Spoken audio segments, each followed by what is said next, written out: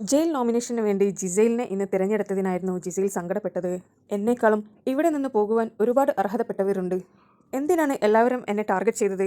അക്ബർ പറഞ്ഞിരുന്ന റീസൺ എനിക്ക് ഒട്ടും അംഗീകരിക്കാൻ പറ്റുന്ന ഒന്നായിരുന്നില്ല.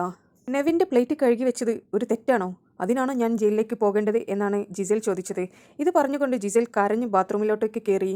ആര്യൻ സമാധാനിപ്പിക്കാനായി കൂടെ ചെന്നു. ആര്യൻ പറഞ്ഞു, നീ പുറത്തോട്ടേക്ക് വാ, ബാത്റൂമിൽ ഇരുന്ന് കരയല്ലേ എന്ന്.